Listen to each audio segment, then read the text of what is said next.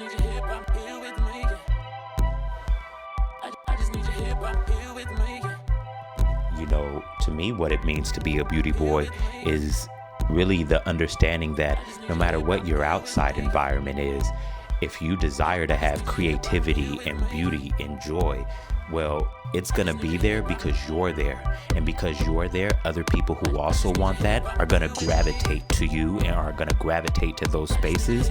And you're going to find beauty no matter where you are. And it's about always, knowing that it's within you to be able to create beauty.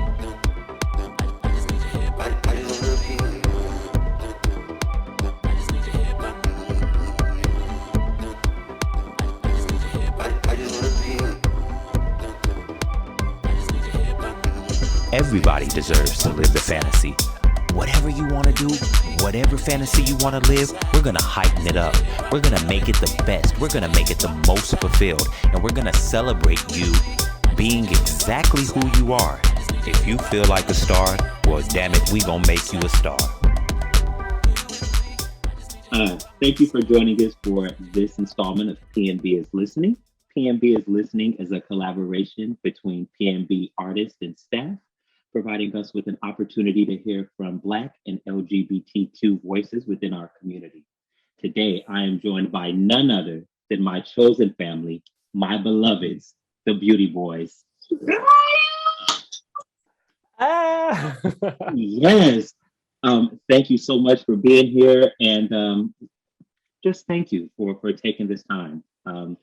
Today, what I really wanted us to talk about is the importance of creating familiar bonds through creating shared creative space. And honestly, I really can't think of anybody better than this group of people here to talk about that. So before we get in, can I just have everybody introduce yourself and whatever hat that you're wearing today or whatever hat you've worn in this collective as a whole.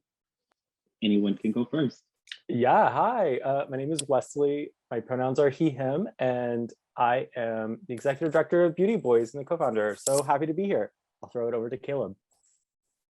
Hi, my name is Caleb Dameron. My pronouns are he, him. I'm the founder and creative director of BeautyBoiz. I'll pass it to Henry. Hi, I'm Henry Felton, aka Kimber Shade, and I like to call myself the first lady of the BeautyBoiz, if you will. And I'll pass it over to Matthew.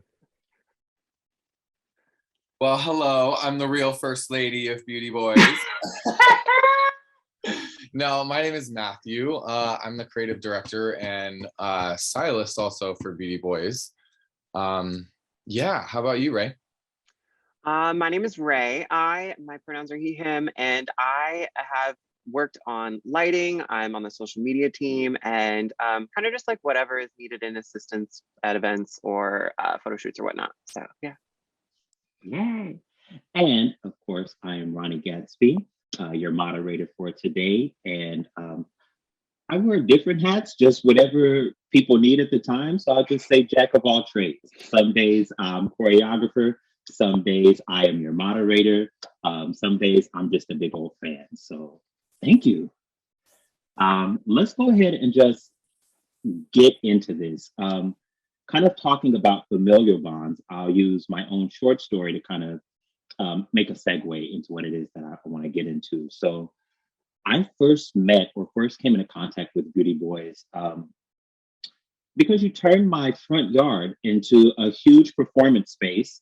And there were 100 people in my front yard, and there was music and dancing and food and drink and community. And I just remember at the time, I had spent so much time in like classical performance spaces that I almost forgot that sometimes a creative space or a performance space is really just where you make it.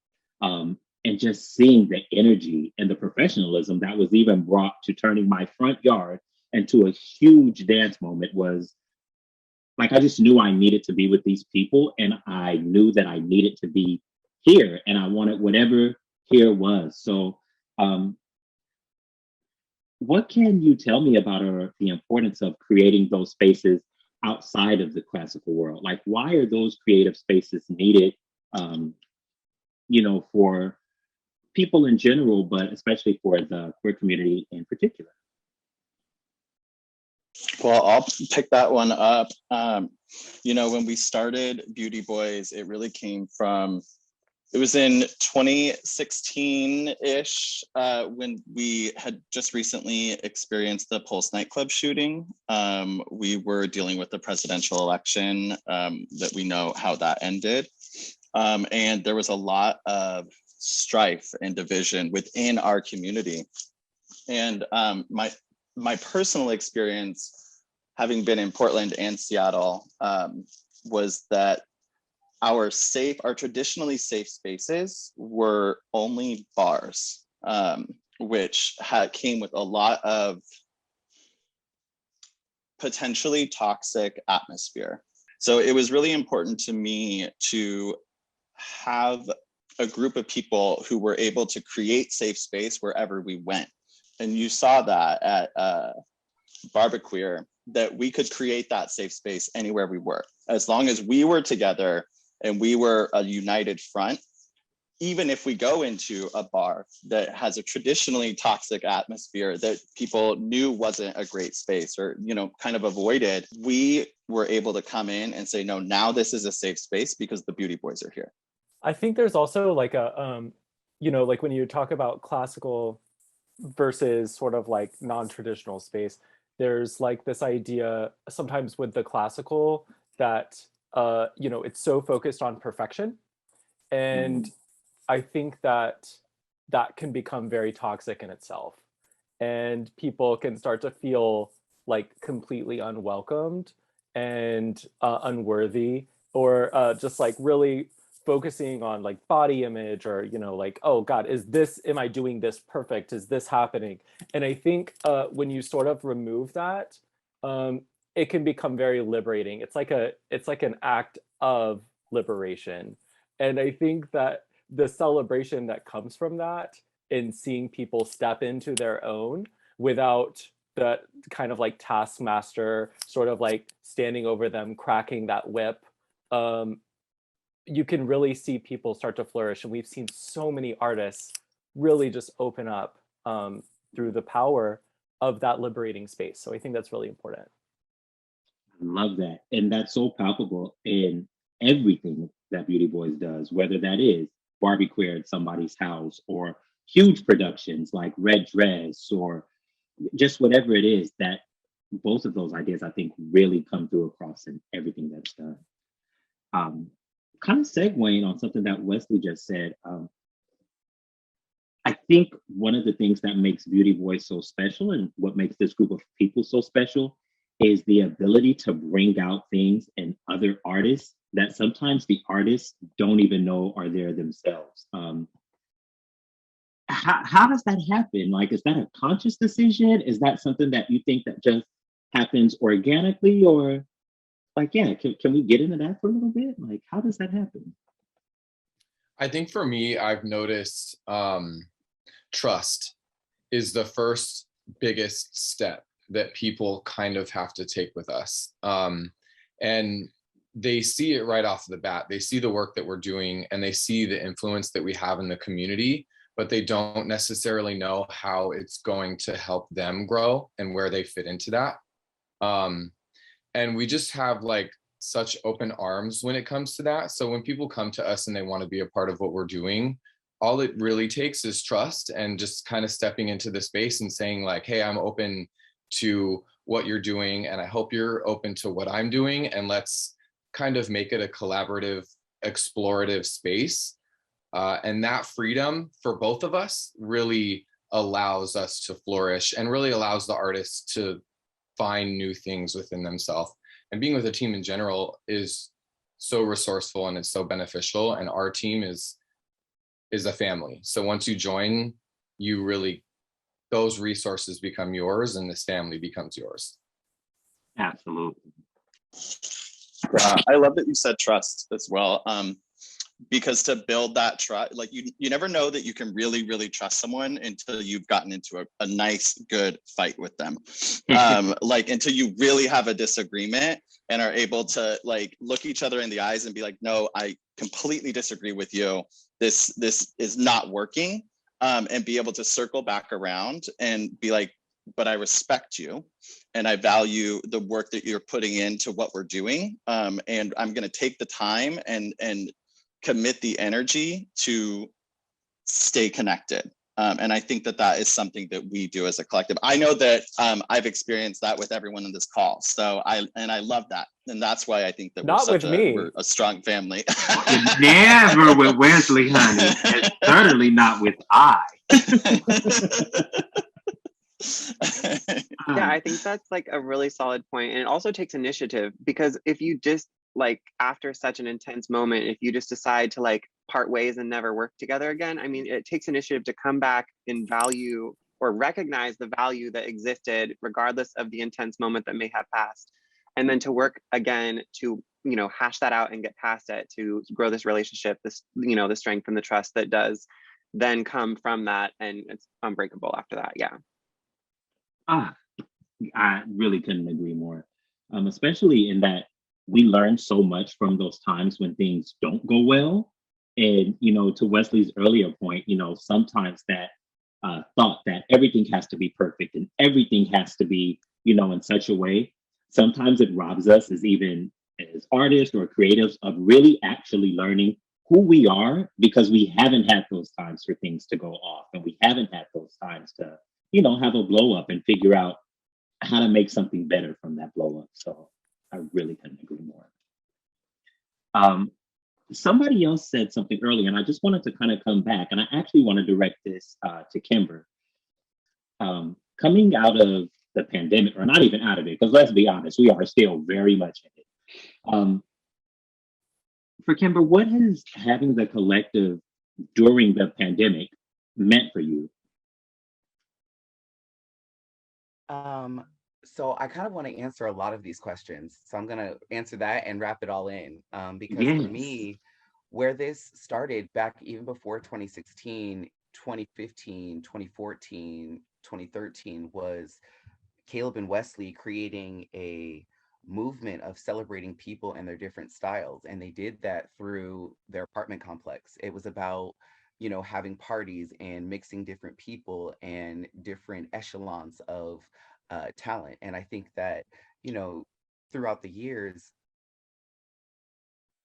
always being a satellite person of the BeautyBoiz, I've grown to really depend on that connection. And it gives me a place to put my creative energy and something to look forward to. And so in the pandemic, it was an easy pivot for me to rely on this team as a source of comfort, because I was already used to it. I will say that I felt like because I was used to it, I was also able to have a team to adapt with and become more digital and live in this space a lot easier, because, you know, I was almost a little bit more used to it than, you know, the team that is in person. But nonetheless, being able to have this team and tribe of people to bounce ideas off of and get angry with and disagree with causes a provocative reaction, not only within our art, but within our community. Come on and say it. Oh, wait a minute. You know, also now being satellite, you know, down here in Phoenix, I definitely understand what you mean, to where it is good to know that you still have those folks to where like that can help you through a transition. I mean, I was not used to working digitally. I mean, I'm used to being in the same space, in the same room with all of these people all the time. But like, just to know that there's that already, the groundwork has already been laid for those interactions to happen and for us to be able to work. It just is a sigh of relief, to be quite honest, because it's like I don't have to reinvent the wheel. And I know that there are 16 other people who are ready to jump in whenever I'm ready to jump in and get back to work. It's grand. Can we actually keep that one going? I was just going to say, you know, I think the other thing that has struck me about this collective is that so many of us had like extremely um, unwelcoming family experiences, like at home. Um, Mhm. a lot of it centered around religion and various extremes of that. And I know for me, I didn't know what family was. I had no idea Mm. what that even fucking meant. And Yeah. so, when you're learning that with a group of other queer people, that is it's one of the most incredible gifts that you could ever receive. And so, you know, yeah. And what a blessing to be able to learn that, like to learn what family is, but also to have it centered around. I know that every single one of these people here are paragon at what they do. And we're going to figure out how to be a family through creating something and creating something that we all feel that we can give our stamp of approval on. Like, I don't, to be honest, I don't even have those relationships with my blood family. Like, I've never created something with them um, in the way that we have, that we have. And I think that's really beautiful. So I guess the big question is, I mean, I already said it for me, but I'd love if everybody could answer this. What brought you to Beauty Boys? I can go first. Okay. I remember going to, I don't know which iteration of this was, it was, but the barbecue in the backyard with the pool and the queen who dumped wine all over herself. Yeah, that was the drinks, the food. It was amazing. And I love it. I was Miss gonna Kimberly? say, thank you. I was gonna say for me, uh, this iteration of myself that I've been able to reinvent in the last couple of years with BeautyBoiz, um, is more empowered and more emboldened. And I feel like that comes from the things that we had to face in the pandemic and not finding space.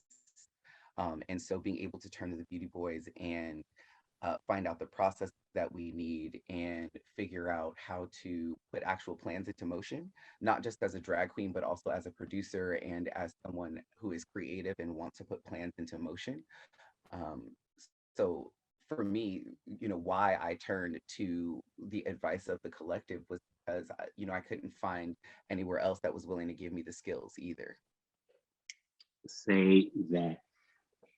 It is so dope to be able to have those opportunities, like Tora, like you said, that we picked up skills and we picked up things that either we would have had to pay for somewhere else or would not have had access to because we couldn't afford to get those skills. It's yeah. Wesley, I totally cut you off before, but No. Well, it's such a important part of the collective, right? Which is sharing knowledge. And um, it's such a it's a really important thing that we can all do, because it builds equity.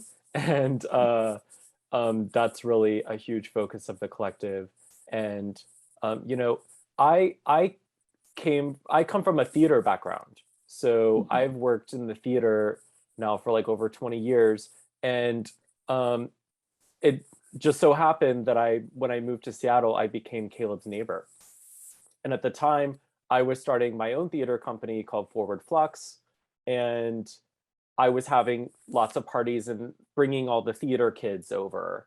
And Caleb was having parties and bringing all the queer kids together. And those two really do mix so well. And I think, I just found like my long lost sister. And I was just like, oh my God, we're going to throw these crazy parties. And characters like Henry were coming around. And let me just say about Henry, this is someone who started with us more as a performer, and like a ridiculous performer who will like slay the house down. And watching Henry step into like more of a producer role and like be like, oh, I want to learn this, I want to learn this, I want to lean into that. It's just so incredible. And I'm so fucking proud of you, Henry. And yeah, I love everyone, and I'm so excited that we have this sort of like platform that we can share with each other, share knowledge with each other, and learn from each other. And that has been the greatest gift. Say this really quick though. absolutely. I really think, just to bring it back to what Caleb said at the beginning, I really think that what the point of difference there in what we had seen, what you all had seen in the Seattle scene was that the art, y'all led with loving the art and what people could create. And not only that, but what people could create when they connected with each other. And so now, so many years later, when we're facing challenges with connection, because that is a thread that is something that is woven within us, it is not that hard to make that happen. I think we're done here. That's really all we came for. That is it. Yes, and you know, yeah. Thinking of that, and then going back to something that Wesley said of like how Wesley, you had forward flux. You had this other thing that you were doing that you probably could have done by yourself. I mean, I know you, child. I know you could have did it. But then seeing how joining with Caleb, how that elevated you, or kind of elevated what it is that you are doing, or even not elevated, just opened up more things, or looking at, Henry, who went from a performer to creating an entire drag app. Now that, and go ahead before we get too deep into it, we'll go ahead and plug. Oh, you can find me on all platforms under Demand Drag. Thank you. Come on now. To even, my own personal experience of like, I was dancing for years and years and years, and it wasn't until coming together with the BeautyBoiz that's when I was able to start putting together things like, oh no, we can do a red dress, or oh, we can do like these huge, like massive things for Pride. It's like we are really all better together, but it's so dope that everybody still holds their own. But like just when we come together, it's just different. It's just kind of touching on something that has been a reoccurring theme. And I would really love if everybody could answer this one. What have you learned about your own creative process by way of working with the collective?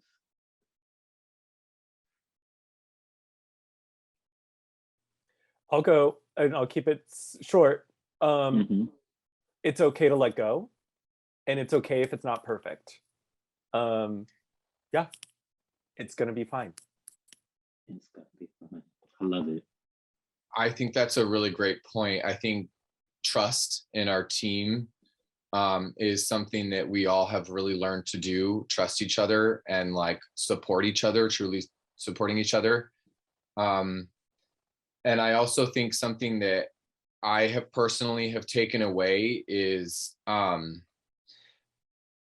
like this worldly sense to our work. Our work started as like very reactionary to regional talent and regional like movement and things like that. But what we do is so much bigger than like any region, and it's so much bigger than any one lane, so to speak. So I've learned that like what we're doing is truly so impactful, and it has the potential to really make a difference in the world. So that's something that I think that pushes all of us, is really the potential for what we're doing.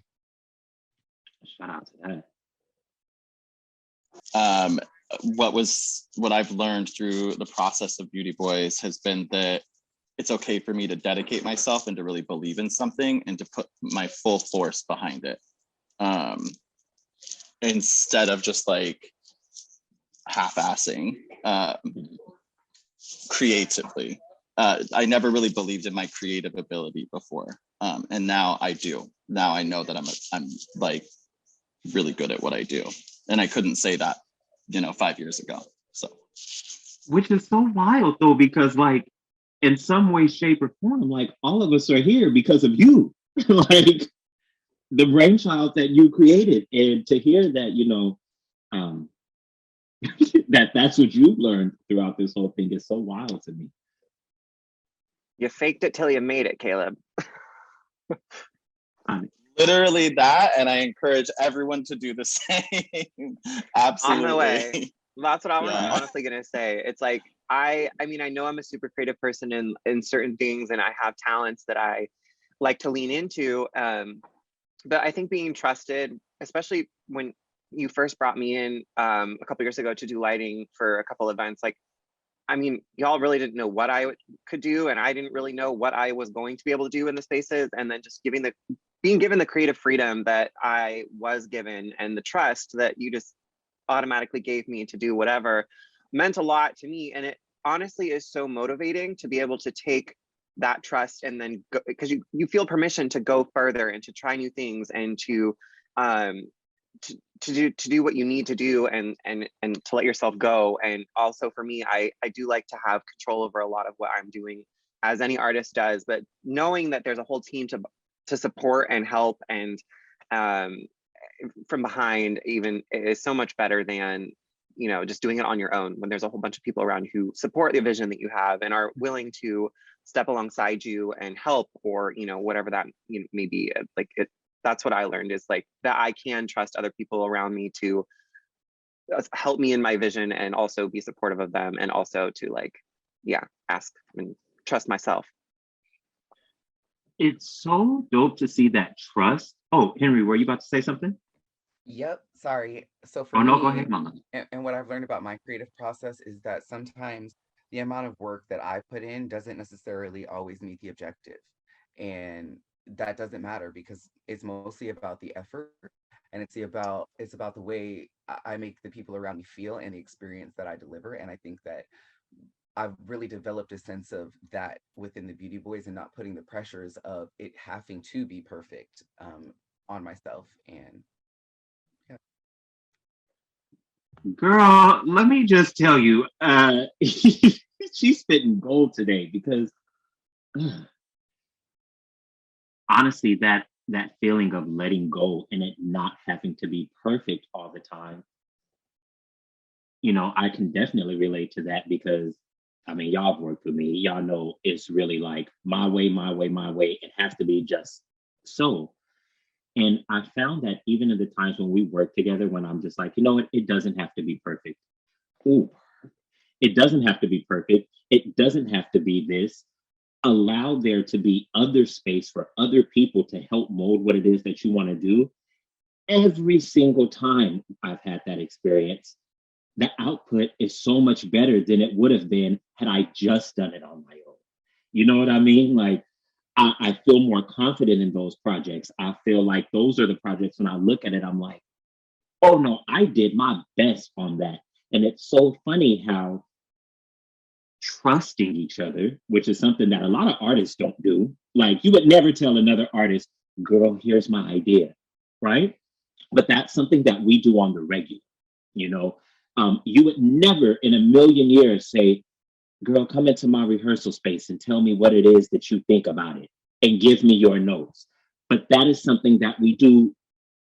It's almost to where, like, even now, as I start to put together things like, you know, me not being in Seattle, I'm going to come to y'all for every single thing that I need to do just to make sure that it's in line, because I know that not having to do it all myself. And like you said, whether it's, you know, maybe my work is not equal to whatever the overall goal is, but just the camaraderie and just the baked in friendships that we have there makes me feel more empowered to just try something new. And whatever happens is what happens. So there we go. Another thing that, another way to put it, I think, as I heard everyone's response, is something that I think that we all get from the Beauty Boys is a level of confidence. We all really believed in ourselves, and I think that that is kind of a part of what led us to Beauty Boys, is that we knew that we could like step up to the plate and that we had what it took. But really committing to the goals and the idea of Beauty Boys and like committing to this family has led us each individually and as a team to be very confident in ourselves as creatives, very confident in our art, very confident in our morals and our mission as Beauty Boys. And it's also brought a level of prestige to what we do. We are highly elevated and like highly curated. And I think that even just recognizing that about our work really makes us feel a sense of pride. All right. So the $1 million question: how can people who are watching this either get down with the Beauty Boys or support the work that we're doing. Following us on all of our socials, on Instagram at BeautyBoiz Events. A lot of our information, everything that we're working on is going to go through our socials. So everything kind of branches out from there. And we have a lot in store for this year, to be honest. We have a lot of fundraising goals that we're hoping to hit this year.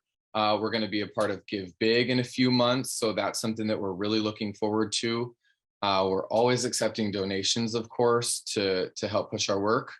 And yeah, just spreading our work on social media, getting more eyes on what we do, you know, in your day-to-day life, telling people about us and sharing our story, I think is really important too. I think word of mouth is always going to be, you know, one of the most authentic ways to share stories.